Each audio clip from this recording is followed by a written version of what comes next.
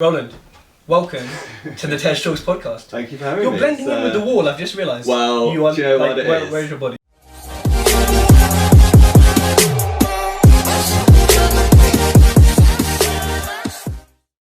No, you're absolutely right. And what I've noticed is that either I've started dressing like my HMOs or I already like these colours and now I'm applying I think you're dressing like the HMOs. But that deep. I think it's like owners and their dogs, like they sort of start to kind of look the same after a while, you know? It is. For anyone who's not watching this on YouTube and listening, Roland is literally wearing the exact Farron Ball shade that is on the wall. I'm not like the exact. Actually, yeah. I'm basically a floating head. You are floating head. My first floating head interview. So, welcome to the podcast. Thank you. You invest in London.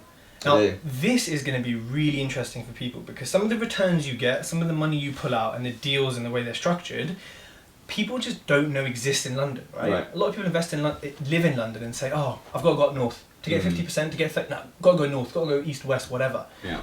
But you're doing this in zone 3. Yeah. Southwest. And slightly further out as well, zone 4 as well. And this is southwest London we're in, right? This is southwest, so this is kind of like, on the border, it's sort of SW postcode, but it's, on the borders of sort of South London really, and then I've got some others that are sort of a little bit further south towards Croydon. So amazing. It's all Greater London, yeah. So, before you got into property, before you did all this wonderful stuff, before you were Bricks and Daughters, what were you doing before? So, the majority of my sort of corporate career... Sorry, Barry. Sorry. So let's explain what's going on here. Yeah, explain what's going on. Right. So the house is finished, but unfortunately today happens to be snagging day. So there are some trades on site. That was Barry. But as anyone who's seen the photos will know, it is finished. We are in a finished house. It is gorgeous. Barry's the plumber and there's a few other guys on site. Anyway, back to the answer. So I most of my career was spent in investment banking. So graduated in 2005. I went into strategy consulting initially. I worked for sort of a global company in their London office for 2 years, and then I moved into investment banking after that. So I was basically doing M&A and a bit of capital raising for oil and gas companies. So all of my clients were oil and gas companies, and I spent 10 years in the same bank doing the same thing effectively. Did you enjoy it? I can't enjoy it that much because I'm not doing it anymore. But to be fair, I did enjoy it initially, and I think that, like a lot of things, whatever you're doing at the beginning when you're mastering a new thing, it's interesting in and of itself because you're learning. There comes a point, obviously, where kind of the learning curve flattens out, and you're more just kind of executing stuff that you already know how to do, and maybe it starts to become a bit less interesting after that. I think for me, ultimately, it was more the kind of the lifestyle associated with that job more than the work itself that was the issue. The work itself was occasionally, quite enjoyable and quite interesting, and you're always dealing with smart people at the end of the day, which is good. But the the hours, the sort of being always on, being always available to client. It's a client service business. The clients are demanding, as they have every right to be. There's a lot of travel involved. So, whilst I suppose, in my 20s, I was kind of okay with trading time for money and there's no point beating around the bush, it's a well-paid job. But as I think when we started to have kids, that was basically when, the way that I valued my own time started to change a bit. And so I became sort of less enamoured with, the sort of, the amount of time that I would be spending away from the family, and not really sort of being able to be kind of like the sort of father or husband that you kind of want to be. So that was when I started to think about a change. And what led you to property? Because of course there's a million and one things you could do, a million and one businesses related to your job or unrelated. Why property? So I actually started another business before I sort of started in property. The first property investment I made was sort of like running side by side, but the property was kind of like the side hustle, and then the other business was the main thing. I started up another business. It was sort of in the nutrition health space. It was something I was very interested and passionate about, but not something that I knew a great deal about, and particularly not how to actually execute that sort of business model, which sort of relies quite heavily upon marketing, particularly digital marketing. So I probably when I look back now on that, I think I probably sort of slightly rushed into that, because when you decided you're sort of quitting your job and you're definitely wanting to do something else, you feel quite a bit of pressure to know what the next thing is. And I probably didn't sort of, being completely honest, sort of like look at all of my options in enough detail before deciding on what I wanted to do next. So I started that business. After a while I came to realise that actually it was not going to be the sort of business that I wanted to run. Like, it was going to require a lot more capital than I originally thought. And with that sort of a business, which is like, I've got this idea, if you want to raise money, then you're issuing equity, you're bringing in shareholders, you're diluting yourself, you need to start building a team. It wasn't actually what I wanted. What I wanted was to be sort of a solo entrepreneur, and through doing my first property project, which was an HMO, which I'll get onto, what I realised is actually like property is quite a practical thing for solo entrepreneurs. Like, people who want to run their own business, run their own lives, but don't want to sort of have to go into an office every day and like manage like 50 people and all that kind of stuff, right? Because all of the kind of the outsourcing infrastructure all exists. Like, you need builders, you go and hire a builder for a project, but they're not on the payroll, right? Lawyers same, accountants same. So all the people that you need are kind of there. You need to find them, obviously, get some recommendations and whatnot. But you can you can build a business at scale, and you can accelerate it in that way. I think the other thing is going back to the financing side of it, like not necessarily wanting to kind of bring in shareholders and effectively kind of like create a new job. Being a CEO is a job for sort of delivering shareholder value. With property, because it's asset backed, you can get lending right straight off the bat. If you just you can start a company tomorrow, find a property, you'll be able to get some level of lending. Like, the more experienced you are, the easier it gets, and the more money you can borrow and all that kind of stuff. But you'll be able to get some degree of lending because that lender's got security on an asset. So it just kind of like, it's a completely different sort of set of sort of financial constructs, I suppose. And I'd always been interested in property as well, and grand designs and that kind of vibe. But like, I don't think that in itself is good enough reason to start a business, and that's probably what I learned from the first one, right? That was something I was interested in, I was quite passionate about, but that wasn't really kind of enough to kind of make that successful, or for me to want to sort of like stick at it for the years and years that it would take. Okay, and then before you got your first property, or when you did, books, educate, any sort of knowledge, or was it nope, straight in, buy it, do it, just learn on the job? So I did do some education. I think that looking back now, I think that my view on education is probably, the problem is when you're looking to, when you're looking for that, and I did some paid education, when you're looking for that service, you're by definition sort of ignorant about what you really need and want, probably, because you don't, that's why you're looking to get educated. But I look at it now, I think probably like something that's more sort of mentor based would have been, and that's probably what I would recommend other people to do. I did something that's a bit more sort of classroom based, with some practical support as well. So a bit of education, although I sort of slightly deviated from that really as soon as with the first project, because it was HMO focused, the courses that I did, but they were much more focused on your more sort of standard like 5 and 6 beds. And with the first project I went straight to an 8 bed, which, as some people listening and watching will know, that requires planning permission to take, if you're going beyond 6 beds, it requires planning permission. So there's a little bit more risk involved in that, but I kind of like did the due diligence, established that the risk was kind of tolerable, and kind of went for that, and that's been sort of a model that I then replicated in a few other projects after that. And where do you live? So I live in southwest London. So I actually live probably, I can walk to this project in about 35 minutes. And actually during lockdown, when I was still scared of getting the train, I would walk here to meet the builders. But or it's like a... So, I mean, a standard 3-bed terrace family home costs how much where you live, roughly? Where I live, probably, if it needs some work, it needs modernisation, you're probably sort of like 950 or so is kind of the entry price. Wow. Okay, so that is a crazy amount of money. Yeah. What made you stay local, 35 minutes, areas around here, versus what most people do, which is head straight north? Yeah, so I mean the first point is that, within London, house prices change very, quite quickly in sort of relatively short sort of distances. So although where I am lucky enough to live, the houses are more expensive. The houses that we're sitting in right now is half that price, or there or thereabouts.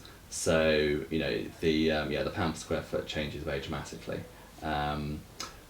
In terms of, I'm looking at areas in London, not right on my doorstep, but I've been lucky enough to be able to find things sort of within a half-hour journey, door to door, which I think that was something that was important to me if I could make it work, because at the end of the day, not many people like travelling long distance. Unless you're listening to the Test Talks podcast. Yeah, I know. I mean, some people do get quite... But there's other times to listen to podcasts, guys. I see people in their cars being like, yes, I can listen to podcasts. It's like, you can do anything you want. So, I'm not a massive fan of kind of jumping on the train for 2 hours or getting in the car for 2 or 3 hours and all that kind of stuff. I have got a young family.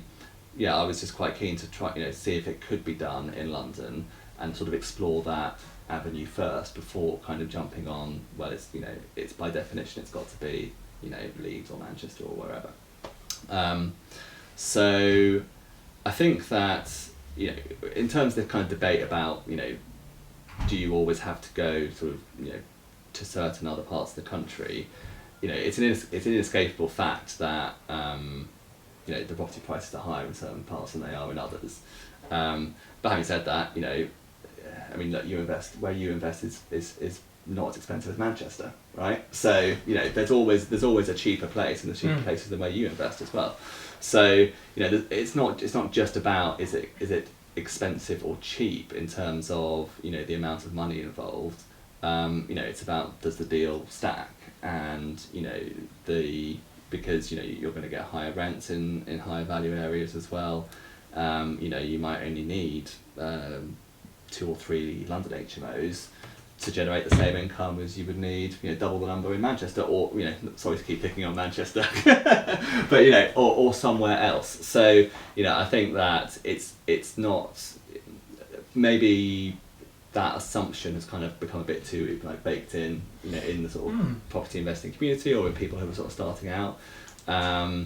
It's certainly true that the yields are a bit higher in those kind of places, and so I think that when people are looking at, well, I just want to park some cash in, some new build flats, then you would probably go outside of London, because you probably look at the yields and say, well, that's going to generate me more income.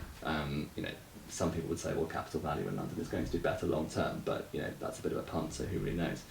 So for me, it's more about, does the deal stack, and then I suppose the other point is, ultimately, yes, if the property prices are higher, then you will need more capital to execute a project. And that's what people are scared of at the start. Yeah, and I think the thing is that yes, once you've got a bit of experience, you can probably find ways of solving that in terms of raising capital from investors or from a lender, but you might not be able to do that when you're first starting out. So I think it makes a lot of sense for people to potentially do a sort of a case study project or a pilot project somewhere else to show that they can do this, but there's no reason why you don't have to stay in that area sort of forever.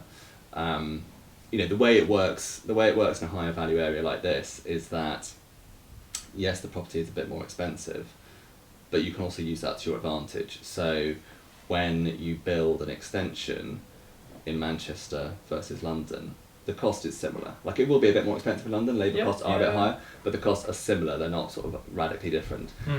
How much is that space worth on, the market, whether you're valuing it bricks and mortar or whether you're valuing it commercially, what's the end value of that space you've added, is obviously a lot higher in London. So you've got an arbitrage in terms of the cost to build and the value of what you just built. Where I invest, if I build an extension, you lose money. Yeah, I lose money. It's mad, because you see certain projects, and I bought a house that had the footings for an extension to be built, and I said, I'm not building it. Yeah. Chuck hardcore over it. Let's just make a garden. Yeah. Because it would cost 21 grand to build it, add about 8 grand to the house. Yeah.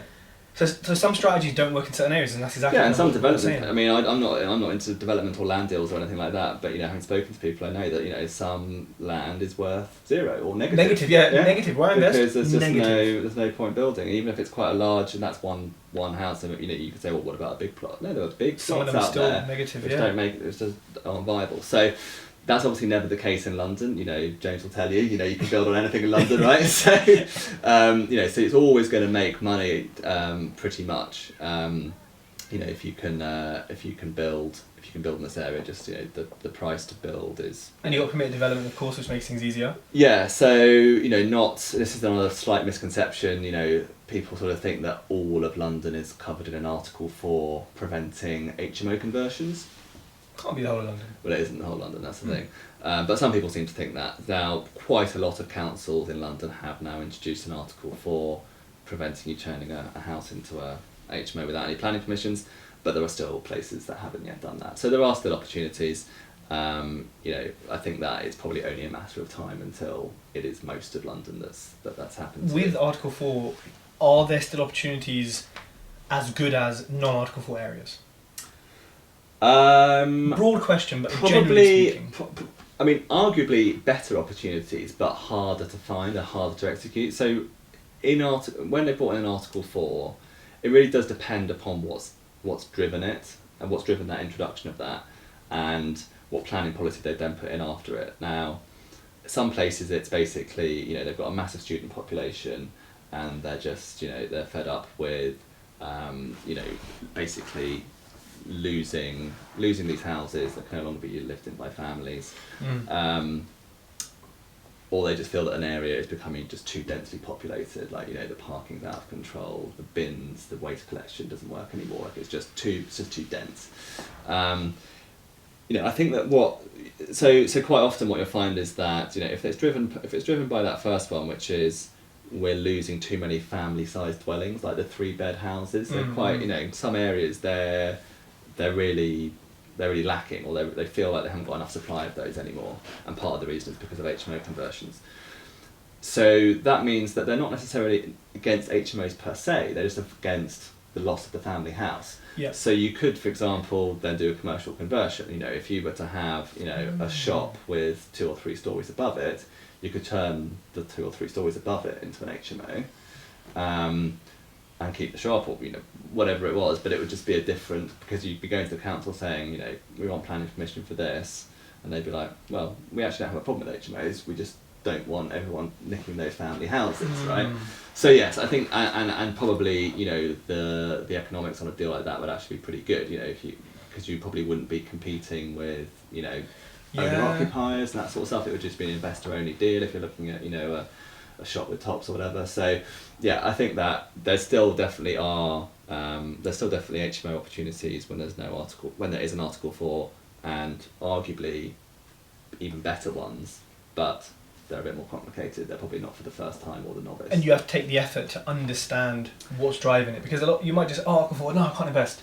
When actually it's, hold on, let's investigate why, right? Yeah, I think that's right. And I think, like, a lot of people, and myself included, you know, when you start out, you want it to be as de-risked as possible. So you want to, you know, so if you want to do HMOs, for example, you would look for an area probably where there isn't an Article 4, so you just know, right, I can definitely buy this house and I can definitely turn it into a 6-bed HMO, and it's easy and it's simple. But as you kind of like get more comfortable with it, you know, that's when you start to think, well, actually, I'm comfortable sort of interacting with the planning system. You know, as long as I've got the right planning consultant on board, you know, we can look at sites together, and, you know, you can kind of apply what you've learnt about HMO conversions and the whole regs side of it, and, you know, what works in what areas and that sort of stuff. But you can apply that to maybe a slightly more complex project to get better returns. Yeah. So let's talk about your first deal then. Yeah. 8-bed. How much did you buy it for, and what was it? Was it in bad condition? Was it okay? Was it? It was in pretty bad nick. I mean, yeah, everything I buy is kind of, you know, definitely in need of modernisation, as the agents would say. Like, you know, pretty standard stock phrase. Pretty rough, but habitable. Like I haven't actually yet bought anything which is, you know, fire damaged or like a complete wreck. Not for want of trying, but, you know, it just hasn't happened yet. So I tend to buy things that definitely sort of need work, but aren't in any kind of desperate state. The first one I bought, it was 450,000. Was that below asking, or? I think I got a little bit of a discount, but not a lot. I mean, to be honest, with the first one, I was probably a little bit impatient to get going. I think that I probably, you know, compared to some of the other deals I've done, I probably overpaid a little bit for that one. Mm-hmm. So 450 purchase, refurb was 180, 190 in that sort of ballpark. That's a lot. That's a lot of money. So I'll get into what's involved in that. That one got revalued at 800. That's the sort of the amongst properties I've done that sort of comparable to one another. That's the lowest end valuation I've done. That was actually valued, so people can't really remember this anymore. It was a while ago, but the first Brexit deadline, like Theresa May was like jumping on the TV randomly and saying like, you know, don't panic, we're not gonna fall off the cliff edge on Friday. It was like March 31st, the original deadline. It was valued that week, so it was definitely not a good time to have the surveyor come out. And they took ages to come back with the valuation report, like 3 weeks or something, when they're supposed to do 5 working days. And I think they were just literally like, you know, panicking about what was going on with this Brexit thing. Anyhow, so look, the deal was good. The returns on it were not as good as some of my other ones because I overpaid a little bit. How much was still like a sort of. So that's the thing. On that one, I probably left in about 100 grand, and so the returns on that are sort of 35% or something like that. So it's still good. Still solid. But more cash than I would want to leave in these days. I think with that one, in terms of the refurb, and to be fair, most of my refurbs cost a similar amount to that, and it's going back to that earlier point. You know, I'm looking for houses that I will definitely be able to add space to. So you know, rear extension, side extension, loft conversion. On that one, we did a rear extension 6 meters off the back of the house. Oh. So that probably added, the house is probably 5 or 6 meters wide. Yeah, 6 meters wide. So, you know, added more than 30 square metres of space there. Did the loft, that probably added a similar amount of space, about 30 square metres. We probably increased the footprint, like the square footage of that house, not the footprint obviously, but the square footage we probably increased by like 60% or something like that. So, wow. You know, yes, it's a lot of money, but it's less than, you know, it makes sense in the end value of these things. I mean, the loft is kind of, that's one of my favourite things to do because, you know, although it costs £35,000 maybe. And what we're sitting in costs about that much, that's what we're sitting in now. You know, the extra space that you've added, whether it's valued as the rent that this room will achieve or whether it's valued as just the square footage of it, you know, it's probably worth at least 4 times what it cost. And then you can't say that for everything, right? Like if you just like go into a house and like paint the walls and put in a cheap kitchen, you won't get a 4 times markup on your spend. So it's about, there are some things that you have to do because like a rewire, because you want it to be safe, and particularly if you're going to own it going forward, you need it to be, you know it's going to last. But it doesn't probably change the value of it very much. You know, if you put a house on the market with or without a rewire, like who really knows?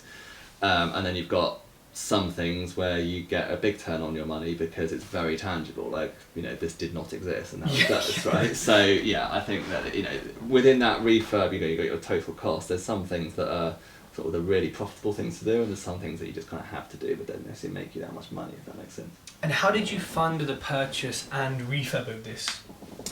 So on the first project, yeah. So like I said earlier, I think, you know, raising finance gets easier as you kind of go on. I mean, the first one I got a bridge loan for 70% of the purchase price, funded the 30% and the refurb myself. So, you know, that absorbed a lot of capital, but I knew that it was, I knew I'd get a decent amount of it back. B, you know, it